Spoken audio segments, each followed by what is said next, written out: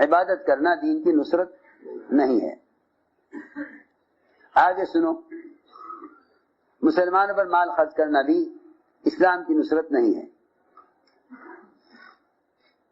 مسلمان پر مال خرچ کرنا بھی اسلام کی نصرت نہیں ہے۔ لوگ مال خرچ کرتے ہیں بیواں پر، یتیموں پر، مسکینوں پر، مساجد کی تعمیر پر، خیر کے کاموں میں۔ وہ سمجھتے ہیں کہ ہم اسلام کی مدد کر رہے ہیں، وہ سمجھتے ہیں کہ ہم اسلام کی مدد کر رہے ہیں۔ میری بات بہت دھیان سے سننی پڑے گی۔ جتنے بھی مالدار ہیں وہ خیر کے کاموں میں مال خرچ کرنے کو دین کی مدد سمجھتے ہیں۔ یہ ساری دنیا میں ایک عالمی غلط فہمی ہے، یہ ایک عالمی غلط فہمی ہے۔ بھائی ان کو اٹھا دو، میں کس سے کہنا چاہ رہا، بہت دھیان سننا باقی۔ مسلمان خیر کے راستوں میں مال خرچ کرنے کو اسلام کی نصرت سمجھتے ہیں۔ یہ عالمی غلط فہمی ہے، یہ عالمی غلط فہمی ہے۔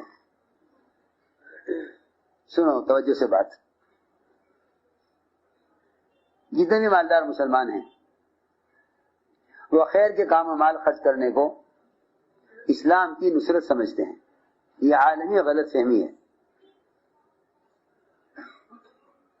یہ عالمی غلط فہمی ہے۔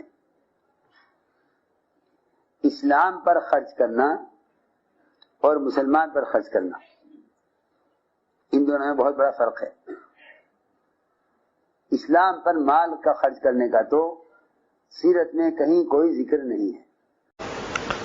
دعائیں دی ہیں ہندوستان میں، ایک شخص کہتے ہیں لوگ سمجھتے ہیں بیوہ یتیم مسکینوں پر، مساجد کی تعمیر پر، غرض خیر کے کاموں میں مال خرچ کرنا اسلام کی نصرت۔ حالانکہ ساری دنیا میں ایک عالمی غلطی ہے اس پر مال خرچ کرنے کی۔ یہ کوئی ہندوستان کا زندیق و ملحد ہوگا، اچھے کاموں سے روکنا نامناسب ہے۔ بسم اللہ الرحمن الرحیم۔ ناظرین کرام، السلام علیکم ورحمۃ اللہ وبرکاتہ۔ امید کرتا ہوں کہ آپ سبھی حضرات بخیر و عافیت ہوں گے، اور آج بہت ہی اہم ترین ٹاپک لے کر حاضر ہوا ہوں۔ ٹاپک یہ ہے کہ تبلیغی جماعت میں جانا حرام ہے۔ بڑا عجیب سا لگا ہوگا، تعجب ہوا ہوگا، تھمبنیل پر یہ لکھا ہے تو بڑا آپ کو عجیب سا لگا ہوگا۔ تبلیغی جماعت میں جانا حرام ہے، اور یہ بات میں نہیں کہہ رہا ہوں، یہ بات حضرت مولانا یوسف لدھیانوی شہید رحمۃ اللہ علیہ کہہ رہے ہیں۔ ان کی کتاب ہے آپ کے مسائل اور ان کا حل۔ یہ کتاب بہت ہی مدلل اور بہت ہی معتبر کتاب ہے۔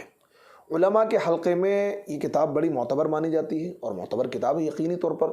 حضرت مولانا یوسف لدھیانوی شہید بھی ایک معتبر علماء کی فہرست میں ان کا نام ہے، اور بڑے جید اکابر علماء میں سے شمار کیے جاتے ہیں۔ بعض لوگ تبلیغی احباب کیا کرتے ہیں کہ وقت کے اکابر نے اگر کوئی بات تائید میں کہہ دی تو اس کو لے لیتے ہیں، لیکن اگر انہوں نے کسی منکر پر کسی نکیر کری ہے تو اس کو نہیں لیتے ہیں۔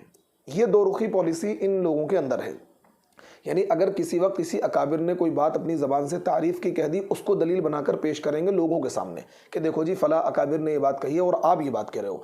ان اکابر کی وہ باتیں جو انہوں نے اپنے کسی موقع پر کوئی بات کہی ہے تبلیغی جماعت کی اصلاح کے تعلق سے، یا تبلیغی جماعت کی کوئی غلط فہمی ہے اس کا ازالہ کیا ہے، اس کو منظر عام پر نہیں لاتے، یعنی مانتے کسی کی نہیں ہیں، اپنے مطلب کی باتیں لے لیتے ہیں۔ جیسے کہ ہود کا معاملہ تھا، افتؤمنون ببعض الکتاب وتکفرون ببعض، بعض باتوں پر عمل کرتے ہیں، بعض باتوں پر عمل نہیں کرتے ہیں۔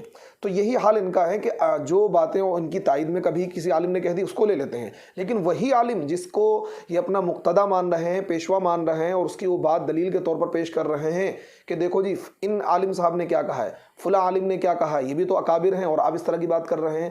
اب میں یہ چاہ رہا ہوں، یہ سلسلہ شروع کروں گا کہ ہر اس اکابر کی بات لے کر آؤں گا کہ دیکھو ہمارے ان اکابر نے فلاں موقع پر یہ بات کہی تھی تبلیغی جماعت کے تعلق سے، اب آپ کیا کہیں گے۔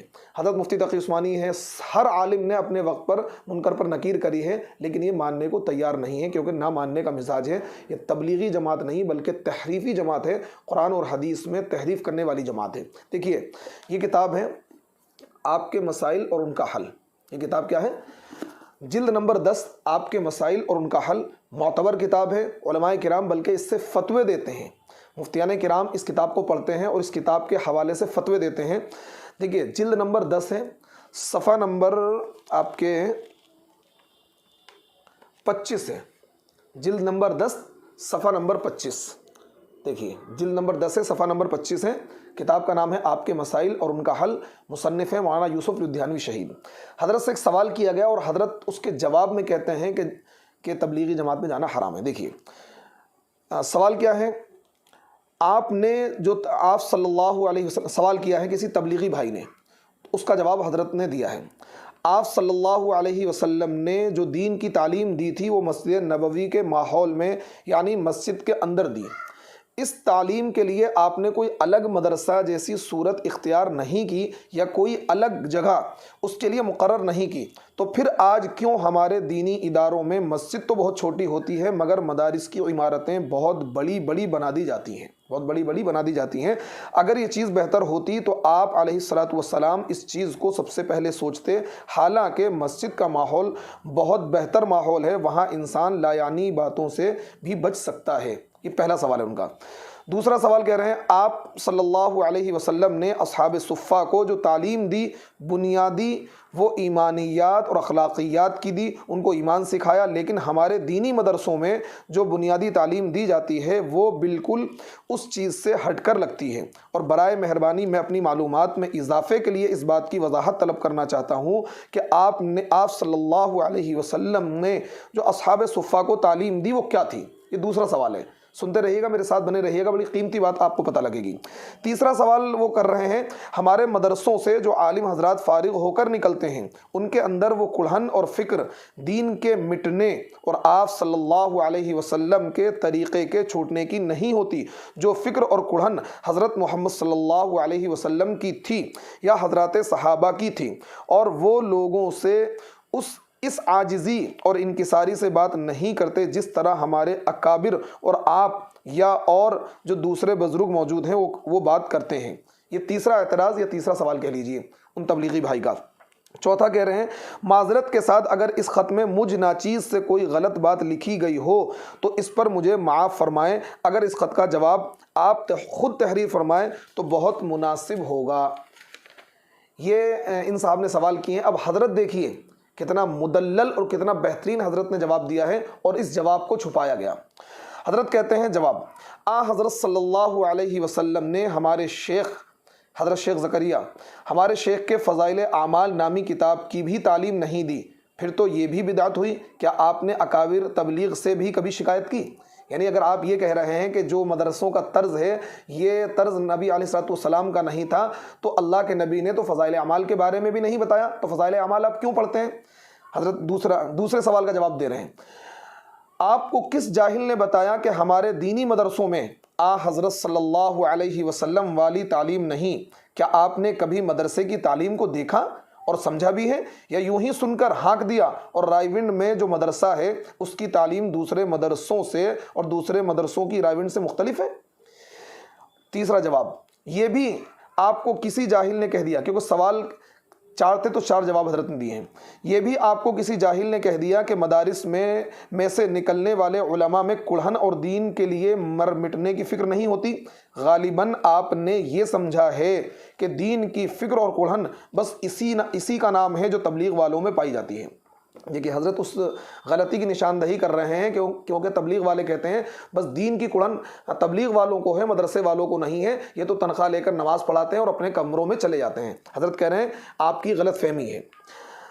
جواب، آپ نے جو لکھا ہے، جواب نمبر 4، آپ نے جو لکھا ہے کہ کوئی غلط بات لکھی ہو تو معاف کر دوں، میں نہیں سمجھا کہ آپ نے صحیح کون سی بات لکھی ہے۔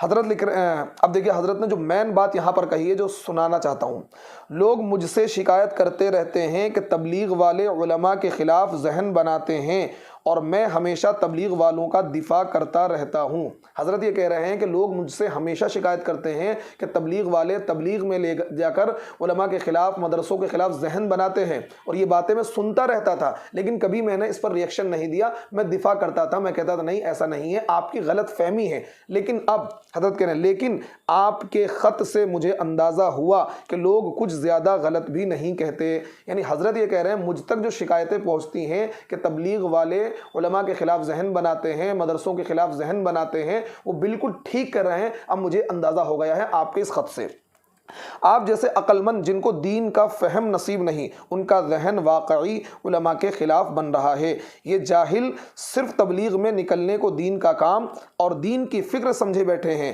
اور ان کے خیال میں دین کے باقی سب شعبے بیکار ہیں۔ یہ جہالت کفر کی سرحد کو پہنچتی ہے۔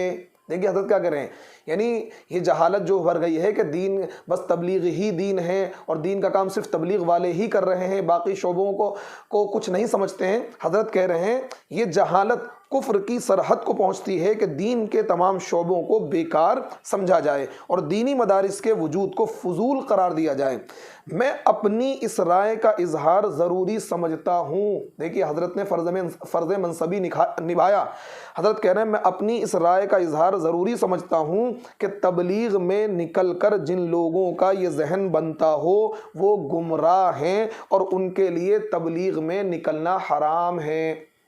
دیکھیے تو اس لیے میں نے کہا کہ تبلیغ میں نکلنا حرام ہے ایک خاص علت کی وجہ سے، اور یہ بات میں نہیں کہہ رہا ہوں، حضرت مولانا یوسف لدھیانوی شہید رحمۃ اللہ علیہ اپنی کتاب آپ کے مسائل اور ان کا حل جلد نمبر 10 صفحہ نمبر 25 سے 26 تک 2 صفحوں میں یہ مضمون ہے۔ حضرت نے کہا کہ جن لوگوں کا تبلیغ میں جا کر یہ ذہن بنتا ہے کہ علماء کے خلاف ذہن بنتا ہے، مدرسوں کے خلاف ذہن بنتا ہے، اور وہ یہ سمجھتے ہیں کہ دین کا سارا کام ہم ہی کر رہے ہیں اور اس سے بہتر دین کا کوئی کام نہیں ہے، بس یہی دین کا کام ہے، علماء کی تخفیف ان کے دلوں میں پیدا ہو رہی ہے، تو یقیناً یہ لوگ گمراہ ہیں اور ایسے لوگوں کے لیے تبلیغ میں جانا حرام ہے۔ کیوں حضرت نے حرام کہا؟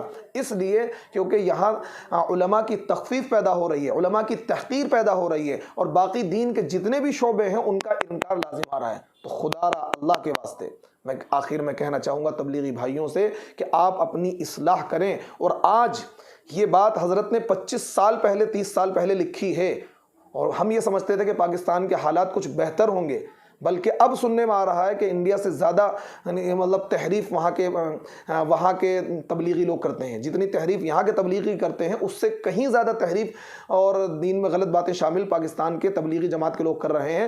اور 25-30 سال پہلے دیکھیے یہ حال تھا، آج میں کہتا ہوں 100% تبلیغی جماعت میں جانے والے لوگوں کا اکثر 100% تو نہیں کہیے، 1-8% شاید اس میں ایسے لوگ ہیں جو مطلب علماء کی ناقدری نہیں کرتے ہیں، لیکن 99% لوگ ایسے ہیں جو علماء کی ناقدری کرتے ہیں، علماء کی تحقیر کرتے ہیں، اور اس کام کے علاوہ باقی سارے دینی شعبوں کو، مدرسوں کو فضول سمجھتے ہیں، بیکار سمجھتے ہیں۔ مجھے امید ہے کہ آپ اس بات کو سمجھ گئے ہوں گے، اور انشاءاللہ میری اس ویڈیو کو دوسروں تک پہنچائیں اور اس پیغام کو عام کریں تاکہ لوگوں کی اصلاح ہو سکے اور پتہ چل سکے یہ تبلیغ والے کیا کر رہے ہیں، کس طریقے سے علماء کے خلاف اور مدرسوں کے خلاف ذہن بنا رہے ہیں۔ امید کرتا ہوں کہ آپ کو یہ ویڈیو پسند آئی ہوگی۔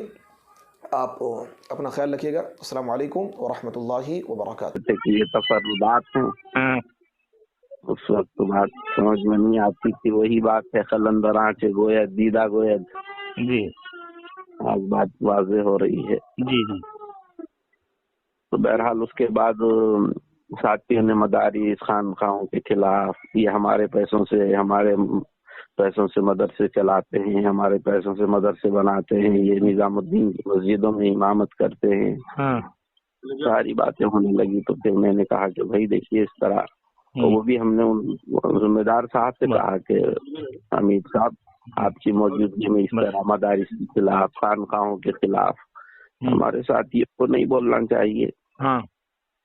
تو بس اتنا کہنا تھا۔ ایک صاحب نے گلہ پکڑا، ایک دوسرے صاحب نے مار دیا آپ کو۔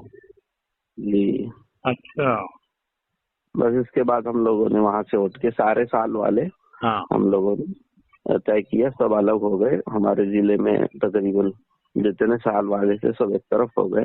अच्छा अच्छा अच्छा, अल्लाह का शुक्र। 2 साथी वहाँ रह गए हैं उनके पास, हाँ। 2 साल वाले। अच्छा। बाकी सब हम अलग हो गए, हाँ अपना निजाम सोचा हाँ। और अल्हम्दुलिल्लाह एक निजाम कायम हो गया। दुआ फरमाए कि अल्लाह। अस्सलाम वालेकुम वरहमतुल्लाहि वबरकातुहू। उलमा इकराम, मुफ्तियान इकराम से एक सवाल है, क्या इस वक्त मौलाना साद कांधलवी की जमात में जाना हराम है? ये सवाल है। मौलाना यूसुफ लुधियानवी रहमतुल्लाह अलैह जिल्द नंबर आपके मसाइल उसका हल जिल्द नंबर 10 और सफ़ा नंबर 25 पर किसी ने सवाल पूछा है, उसको जाके देख लें। उन्होंने कहा है कि अगर जमात में जाने के बाद ये चीज़ पैदा होती, मैं ही दीन का काम कर रहा हूँ और दीन के दूसरे शोबों की हकारत पैदा होती है, तो ऐसे मस्जिद, मदरसे, खानकाहों के बारे में हकारत पैदा होती है, तो ऐसे के साथ जमात में जाना, वक्त निकालना हराम है। ये आपके मसाइल उसका हल जिल्द नंबर 10 सफ़ा नंबर 25 पर मौलाना यूसुफ लुधियानवी शहीद रहमतुल्लाह अलैह ने लिखा है। मौलाना साद कांधलवी साहब कहते हैं, मस्जिद, मदरसा, यतीमों पे माल खर्च करना ये खैर के कामों में नहीं है। जब इनके साथ आदमी जाएगा तो ये नज़रियात पैदा होंगे। इस वक्त देखा जाए कि इस वक्त तबलीगी जमात मौलाना साद साहब वाले सिर्फ यही समझते मैं ही दीन का काम कर रहा हूँ, मदारिस वाले क्या दीन का काम करेंगे, वो तो पैसा लेते हैं। तो जब ये नज़रियात बन रहे हैं, तो ऐसे नज़रियात अगर बनता है तो क्या ऐसे की जमात में जाना जायज़ है या नाजायज़ है? मौलाना यूसुफ लुधियानवी साहब कहते हराम है। अभी चंद 15-20 दिन पहले गुलबर्गा में, कर्नाटक के गुलबर्गा ज़िले में एक जमात आई थी शूरा की, उसको निकालने की बात चल रही थी। मुफ्ती अब्दुल रज़्ज़ाक़ साहब ने उसको रोकने की कोशिश की, तो भरे मशवरे में मुफ्ती अब्दुल रज़्ज़ाक़ साहब को एक साहब ने कॉलर पकड़ी, दूसरे ने उनको झापड़ मारा और मदारिस और मसाजिद और खानकाहों के ख़िलाफ़ भद्दी भद्दी गालियाँ दी गई। उलमा इकराम से फिर दूसरा सवाल कर रहा हूँ, ये सारी चीज़ें ऑन द रिकॉर्ड मौजूद है। तो अगर ये जाने के बाद उलमा के ख़िलाफ़ नफ़रत पैदा हो रही है, मदारिस और मसाजिद के ख़िलाफ़ तहक़ीर हो रही है, दारुल उलूम देवबंद ने अपने फतवे में लिखा है कि मौलाना साद कांधलवी इस काम की अहमियत इतनी शिद्दत से बयान करते हैं जिससे दूसरे शोबों की तहक़ीर पैदा हो रही है। तो इस वक्त मौलाना साद कांधलवी की जो जमात चल रही है, उसके बारे में उनके साथ जाना चाहिए कि नहीं जाना चाहिए? बकौल मौलाना यूसुफ लुधियानवी साहब को अगर ये उलमा की तहक़ीर पैदा हो रही है, मदारिस और मसाजिद की तहक़ीर पैदा हो रही है, तो कतई ऐसे के साथ जमात में जाना हराम है। मौलाना साद कांधलवी के नज़रियात भी मैंने आपको बता दिए कि मसाजिद, मदारिस, यतीमों पर ख़र्च करना ये खैर के कामों में नहीं है। मुफ्ती अब्दुल रज़्ज़ाक़ के साथ इन लोगों ने क्या हादसा गुलबर्गा में किया, वहाँ पता लगा सकते हो। तो जो मौलाना साद कांधलवी के साथ जाते हैं, तो क्या उनकी जमात में जाना इस वक्त हराम है या नहीं है? बकौल मौलाना यूसुफ शहीद रहमतुल्लाह अलैह के फतवे के एतबार से उलमा कराम बतावें इनके साथ जमात में जाना चाहिए या नहीं। फ़कत वस्सलाम।